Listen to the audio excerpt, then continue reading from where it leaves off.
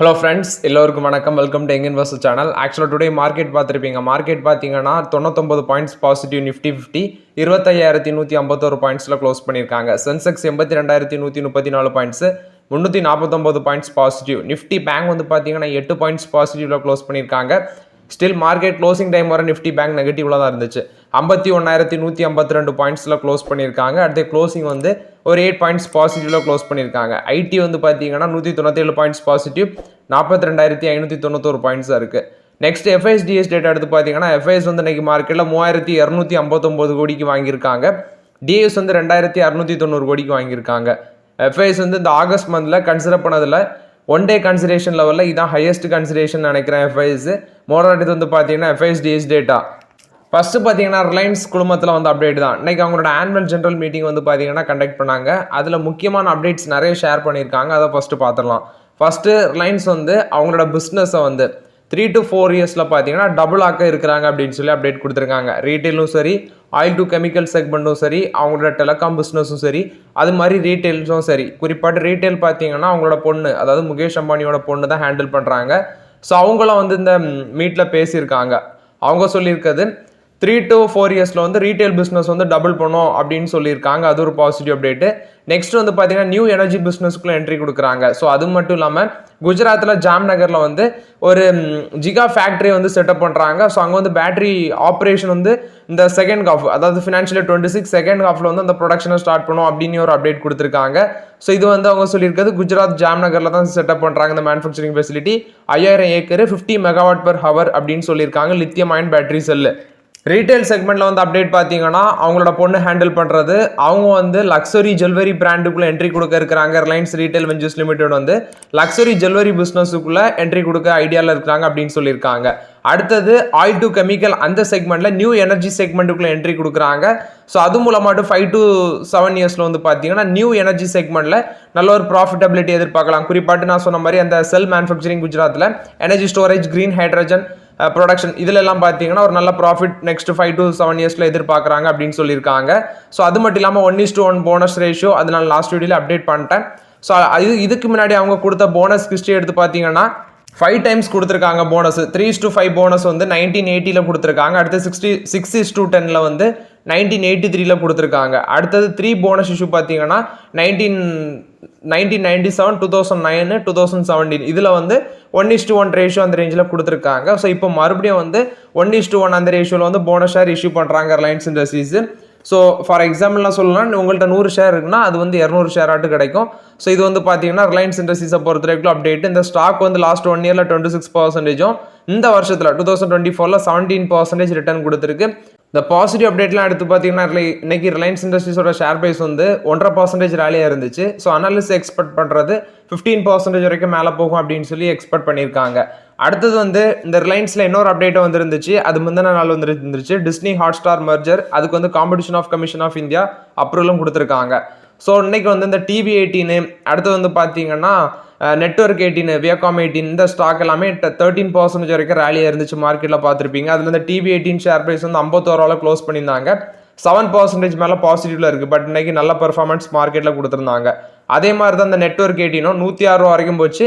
So market க்ளோசிங்கில் 3% பாசிட்டிவ்ல இருந்துச்சு. மோராட் இது வந்து பார்த்தீங்கன்னா ரிலையன்ஸ் இண்டஸ்ட்ரீஸை பொறுத்த வரைக்கும் ஓவரால் அப்டேட்ஸு லாஸ்ட் இயரில் 1.7 lakh நியூ ஜாப்ஸ் வந்து ஆட் பண்ணியிருக்காங்க. டோட்டல் ஹெட் கவுண்ட் வந்து உங்களுக்கு 6.5 lakh இருக்குது.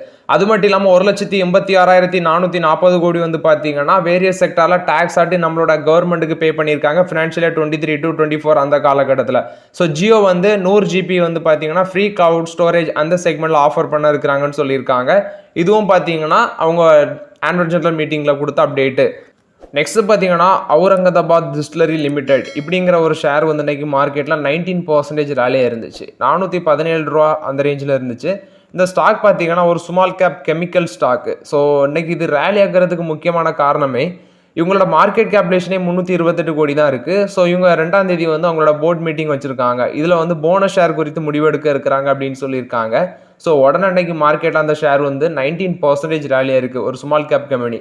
இவங்களோட ஃபினான்ஷியல் ஸ்ட்ரக்சர் எடுத்து பார்த்தீங்கன்னா ஃபினான்ஷியல் 24ல் வந்து 119 கோடி வந்து ரெவன்யூ பண்ணியிருக்காங்க. அதே ஃபினான்ஷியல் 23ல் வந்து ஃபினான்ஷியல் 24ல் 131 கோடி பண்ணியிருக்காங்க. 23ல் 119 கோடி, இப்போ 131 கோடி. ஸோ ரெவன்யூ ஃப்ரம் ஆப்ரேஷன் ஒரு 10% இன்க்ரீஸ் ஆயிருக்கு. நெட் ப்ராஃபிட் வந்து 17 கோடி பண்ணியிருக்காங்க ஃபினான்ஷியல் 23ல், ஃபினான்ஷியல் 24ல் ஒரு 21 கோடி பண்ணியிருக்காங்க. ஸோ 23.5% இன்க்ரீஸ் ஆயிருக்கு. ப்ரைஸ் டர்னிங் 16 இருக்கு. அதே இண்டஸ்ட்ரி பி ரேஷியோ பார்த்தீங்கன்னா 39.3% இருக்குன்னு சொல்லியிருக்காங்க. பட் இப்போதைக்கு இந்த ஸ்டாக்லாம் என்ட்ரி கொடுத்துறாதீங்க. ஸோ இன்னைக்கு அந்த ஸ்டாக் வந்து மார்க்கெட்டில் நல்லா பெர்ஃபார்மன்ஸ் பண்ணுறதுக்கு அவங்க போர்டு வந்து பார்த்தீங்கன்னா போனஸ் ஷேர் குறித்து முடிவு எடுக்க இருக்கிறாங்க செப்டம்பர் 2ஆம் தேதி. அதனால அந்த ஸ்டாக் வந்து ஒரு நல்ல பெர்ஃபார்மன்ஸ் கொடுத்துருக்கு. இது வந்து ஒரு அல்கஹால் ஸ்டாக் தான். ஸோ இது வந்து நேம் வந்து அவுரங்காபாத் டிஸ்டிலரி லிமிடெட். ஸோ நீங்கள் இன்வெஸ்ட்மெண்ட் பண்ண ஐடியாவில் இருக்கிறீங்கன்னா ஓன் ரிஸ்க்கான அனாலிசிஸ் பண்ணுங்கள். பட் இது ஒரு ஸ்மால் கேப் கம்பெனி, ரிஸ்க் அதிகமாக இருக்கும். இது வந்து அவுரங்காபாத் டிஸ்டிலரி லிமிடெடை பொறுத்த வரைக்கும் அப்டேட்டு. நெக்ஸ்ட் மிஸ்டன் ஃபுட்ஸை பற்றி ஒருத்தங்க கேட்டிருக்காங்க. ஸோ மிஸ்டன் ஃபுட்ஸ் வந்து நான் கன்சிடர் பண்ணியிருந்தேன், என்கிட்ட இந்த ஸ்டாக் இருக்குது. பட் நான் கன்சிடர் பண்ண லெவல் வந்து பார்த்தீங்கன்னா அது வந்து 33% வந்து மைனஸில் தான் இருக்குது. எனக்கு ஓவரால் லாஸ் வந்து 33% இருக்குது. நான் இதை கன்சிடர் பண்ண லெவல் வந்து 22 ரூபா அந்த ரேஞ்சில் கன்சிடர் பண்ணேன். ஒரு ஷேர் வந்து 22 ரூபா 58 காசு அந்த ஆவரேஜில் வந்து கன்சிடர் பண்ணியிருக்கிறேன். ஸோ இப்போ அதோட ப்ரைஸ் வந்து 15 ரூபா 12 காசில் இன்னைக்கு க்ளோஸ் பண்ணியிருக்காங்க. ஸோ கன்சிடர் பண்ண லெவல் வந்து பார்த்தீங்கன்னா பெரிய அளவில் பெர்ஃபார்மன்ஸ் இல்லை அந்த மிஸ்டன் ஃபுட்ஸு. பட் இப்போதைக்கு இதெல்லாம் கன்சிடர் பண்ணலாமா அப்படின்னு சொல்லி கேட்குறீங்க. பட் இப்போதைக்கு இதெல்லாம் அவாய்ட் பண்ணலாம். நானே கன்சிடர் பண்ணி ஒரு 2 to 3 months மேலே ஆயிடுச்சு. பட் இந்த ஸ்டாக்கில் பெரிய அளவில் மூமெண்டம் எதுவுமே இல்லை. ஸோ இப்போதைக்கு இந்த மிஸ்டன் ஃபுட்ஸ்லாம் அவாய்ட் பண்ணுங்கிறது என்னோட ஒப்பீனியன். நெக்ஸ்ட் ஐஆர்எஃப்சி கேட்டிருக்கீங்க. ஸோ ஐஆர்எஃப்சி பார்த்தீங்கன்னா நான் என்னோட ஆவரேஜ் வந்து 180 ரூபாவில் இருக்குது. கன்சிடரேஷன் பண்ணி என்னோட ஆவரேஜ் வந்து 180 ரூபாவில் இருக்குது. அப்போ நான் வந்து 180 ரூபாய்க்கு கீழே போனாலும் கன்சிடர் பண்ணேன். ஸோ கடைசியாட்டு கன்சிடர் பண்ணது 180 ரூபா. அதுலேருந்து பார்த்தீங்கன்னா ஐஆர்எஃப்சி அதுக்கு மேலே கன்சிடர் பண்ணலை. ஸோ என்னோட ஒப்பீனியன் வந்து 180 ரூபாய்க்கு கீழே போச்சுன்னா 1-2 நீ கன்சிடர் பண்ணலாம். ஐஆர்எஃப்சியில் இந்த ரேஞ்சில் கூட 1-2 நீ கன்சிடர் பண்ணலாம். நான் ஒரு லாங் டர்மை பேஸ் பண்ணி தான் அந்த ஐஆர்எஃப்சியில் கன்சிடர் பண்ணியிருக்கிறேன். இது வந்து ஐஆர்எஃப்சியில் என்னோட ஒப்பீனியன். நெக்ஸ்ட் பார்த்தீங்கன்னா இந்தியன் ஓவர்சீஸ் பேங்கை பற்றி கேட்டிருக்கீங்க. ஸோ இந்த இந்தியன் ஓவர்சீஸ் பேங்க் வந்து நான் கன்சிடர் பண்ண லெவல் 24.03 ருபீஸ், 24.03 ருபீஸ், அதாவது 24 ரூபா 3 காசு அந்த ரேஞ்சில் நான் கன்சிடர் பண்ணியிருக்கிறேன். இப்போ அதோட ரிட்டர்ன் வந்து 153%, 60 ரூபா வந்துடுச்சு. ஆனால் இந்த ஷேர் வந்து இப்போ உள்ள என்ட்ரி கொடுக்கணுமானா வேண்டான்னு தான் நான் சொல்லுவேன். ஆக்சுவலாக நான் கன்சிடர் பண்ணது ஒரு 52 ஹை வந்து 83 ரூபா வரைக்கும் போச்சு. நான் கன்சிடர் பண்ணதுக்கு அப்புறம் 83 ரூபா வரைக்கும் இந்த ஷேர் போச்சு. அதுலேருந்து இப்போ இறங்கி 60 ரூபாவில் இருக்குது. ஆனால் இன்னும் ஒரு இறக்கம் இருக்குன்னு தான் நினைக்கிறேன். அட்லீஸ்ட் ஒரு 50 ரூபா வரைக்கும் வரும்னு நினைக்கிறேன் அந்த ஸ்டாக். ஏன்னா ரொம்ப நாளாகவே 60 ரூபாலே சுற்றிட்டு இருக்கு.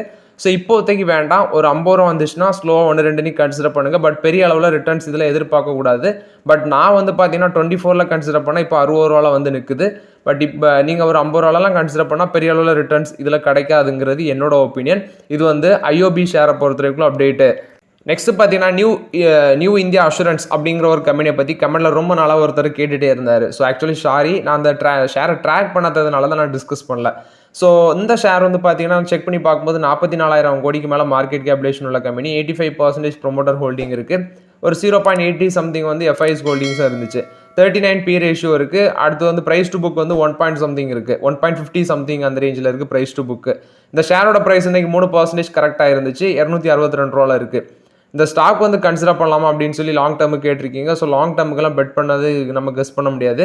ஒரு மிட் கேப் நான் பேங்கிங் ஃபினான்ஷியல் கம்பெனியாட்டு இருக்கிற இந்த கம்பெனி. பட் நான் வந்து இந்த நான் பேங்கிங் ஃபினான்ஷியல் கம்பெனியில் என்னோட ஃபோக்கஸ் ஃபுல் அண்ட் ஃபுல் வந்து மணப்புரம் ஃபினான்ஸும், அதே மாதிரி பார்த்தீங்கன்னா அந்த கம்பெனி முத்தூட் ஃபினான்ஸ், இதில் தான் நான் ஃபோக்கஸ் பண்ணியிருக்கிறேன். ஸோ மற்ற நான் பேங்கிங் ஃபினான்ஷியல் கம்பெனிலாம் என்னோட ஃபோக்கஸ் இல்லை. ஸோ அதனால் வந்து இதில் இன்வெஸ்ட்மெண்ட் பண்ணுறது நான் ட்ராக் பண்ணுறதில்ல. ஸோ இது வந்து நீங்களே உங்களோட ஓன் ரிஸ்க் அனாலிசிஸ் பண்ணிக்குவாங்க இந்த ஷேரில். இது வந்து பார்த்தீங்கன்னா நியூ இந்தியா அஷூரன்ஸ் ஷேரை பொறுத்த வரைக்கும் அப்டேட்டு.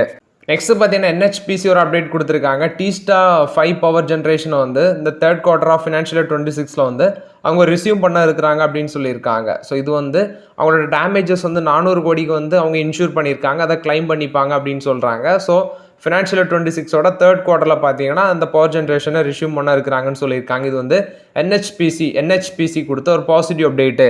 நெக்ஸ்ட் கில்லட் இந்தியா கொடுத்த அப்டேட். இது ஒரு எஃப்எம்சிஜி பிளேயர். சொந்த கம்பெனி பார்த்தீங்கன்னா ஷேர் ஹோல்டிங் கிடையாது. பட் இதில் வந்து ஒரு டிவிடன் ஃபைனல் டிவிடன் 45 ரூபா பர் ஈக்விட்டி ஷேருக்கு அனௌன்ஸ் பண்ணியிருக்காங்க.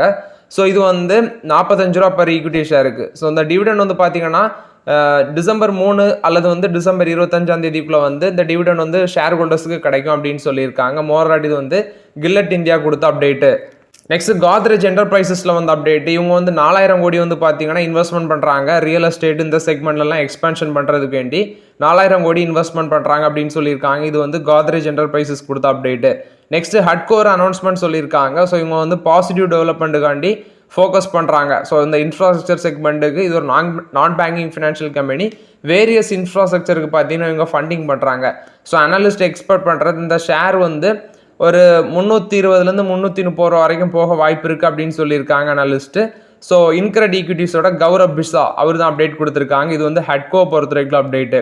நெக்ஸ்ட் யூனியன் பேங்க் பார்த்தீங்கன்னா டெலகாம் கம்பெனியான MTNL அதோட அக்கௌண்ட்டை வந்து ஃப்ரீஸ் பண்ணியிருக்காங்க அப்படின்னு சொல்லி அப்டேட் வந்திருக்கு. ஏன்னா நான் பேமெண்ட் டியூஸ் வந்து நிறையா இருக்குன்னு சொல்லியிருக்காங்க. கிட்டத்தட்ட ஒரு 422.05 கோடின்னு நினைக்கிறேன். ஸோ அதை சொல்லியிருக்காங்க. இவங்க அந்த நான் பேமெண்ட் டியூனால MTNLோட அக்கௌண்ட்டை வந்து ஃப்ரீஸ் பண்ணியிருக்காங்க யூனியன் பேங்க். இது வந்து யூனியன் பேங்க் கொடுத்த அப்டேட்டு. நெக்ஸ்ட் வாரன் பஃபட்டோட பெர்க்ஷைர் ஹாத்வே கம்பெனியில் வந்து அப்டேட்டு. ஸோ இந்த கம்பெனி வந்து பார்த்தீங்கன்னா $1 trillion மார்க்கெட் கேபிலேஷனை டச் பண்ணியிருக்கு அப்படின்னு சொல்லியிருக்காங்க. ஸோ $1 trillion மார்க்கெட் கேபிலேஷனை டச் பண்ணியிருக்காங்க. இந்த ஷேர் வந்து ஒரு 0.8% பார்த்தீங்கன்னா லாஸ்ட்டாக ராலியாக இருக்குது. ஸோ இப்போ மறுபடியும் அந்த பெர்க்ஷைர் ஹாத்வே வந்து $1 trillion டச் பண்ணியிருக்காங்க. ரீசெண்டாட்டு பெர்க்ஷைர் ஹாத்வே தான் ஆப்பிளில் வந்து ஸ்டேக் வந்து சேல் பண்ணிகிட்டே இருந்தாங்க. ஸோ இப்போ வந்து ஏமை டச் பண்ணியிருக்காங்க. அடுத்தது வந்து இந்தியாவோட டயர் எக்ஸ்போர்ட் பார்த்தீங்கன்னா ஃபினான்ஷியல் 25 Q1 வந்து 17% க்ரோத் ஆயிருக்கு அப்படின்னு சொல்லியிருக்காங்க. ஸோ இந்த ஏப்ரல் டு ஜூன் பீரியடில் பார்த்தீங்கன்னா 6219 கோடியாக இருந்திருக்கு. அதே சேம் பீரியட் லாஸ்ட் இயரில் 5313 கோடியாக இருந்திருக்குன்னு சொல்லியிருக்காங்க. எக்ஸ்போர்ட் வால்யூம் வந்து 1.26 crore யூனிட் வந்து இன்க்ரீஸ் ஆயிருக்கு. 12.8% இருக்குன்னு சொல்லியிருக்காங்க. மோரல் இது வந்து டயர் எக்ஸ்போர்ட்டை பொறுத்த வரைக்கும் அப்டேட்டு. நெக்ஸ்ட் பயோகான் பயாலஜிக்ஸில் வந்து அப்டேட். இந்த ஷேர் ஃபோக்கஸில் இருக்க காரணம் என்னன்னு பார்த்தீங்கன்னா இவங்க வந்து ஒரு அக்ரிமெண்ட் சைன் பண்ணியிருக்கிறாங்க.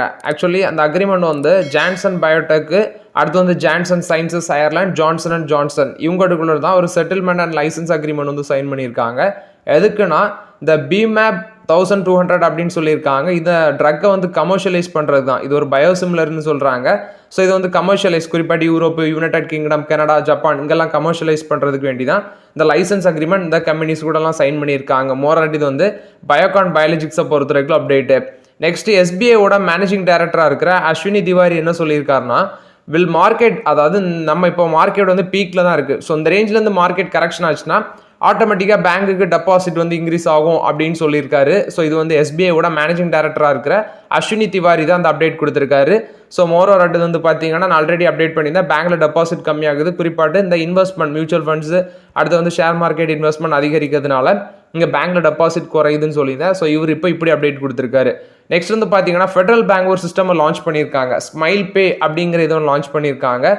ஸோ இந்த ஸ்மைல் பே பேமெண்ட்டுங்கிறது நம்மளோட ஃபேஷியலை வச்சு பேமெண்ட் பண்ணுறது மாதிரி, அதாவது மொபைலில் வந்து ஃபேஸ் லாக்லாம் இருக்குல்ல அதே மாதிரி மூஞ்ச காட்டினா பேமெண்ட் போகும்னு நினைக்கிறேன். ஸோ இந்த பைலட்டட் ப்ராஜெக்ட் வந்து பார்த்தீங்கன்னா ஸ்மைல் பேன் தான் நேம் வச்சுருக்காங்க.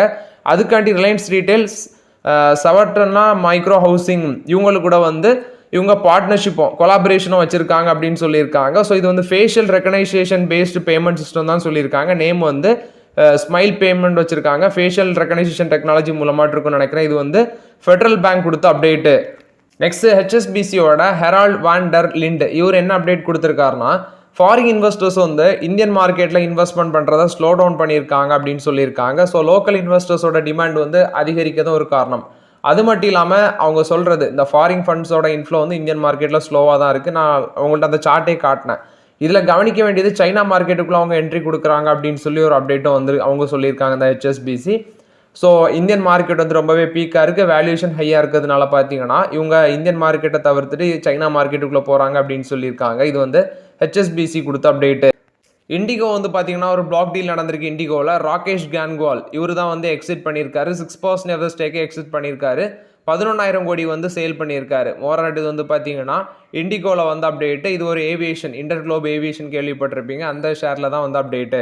நெக்ஸ்ட் பார்த்தீங்கன்னா இந்தியா வந்து டிவிடெண்ட் மட்டுமே இந்த IOCL அடுத்தது வந்து இவங்க LICட்டு வந்து டிவிடெண்ட் மட்டுமாட்டே வாங்கினது 8,753 கோடி அப்படின்னு சொல்லி ஒரு அப்டேட் வந்திருக்கு. ஸோ IOCLட்டு இருந்தும் LICட்டு வாங்கின டிவிடெண்ட் மட்டுமே இவ்வளோ இருக்குது. IOCLட்டு வாங்கின டிவிடெண்ட் வந்து பார்த்தீங்கன்னா 5,091 கோடின்னு சொல்லியிருக்காங்க. அதே LICட்டு வாங்கின டிவிடெண்ட் வந்து 3,662 கோடின்னு சொல்லியிருக்காங்க. டோட்டல் வந்து 8,753 கோடி. இது வந்து IOCL LICயை பொறுத்த வரைக்கும் அப்டேட்டு.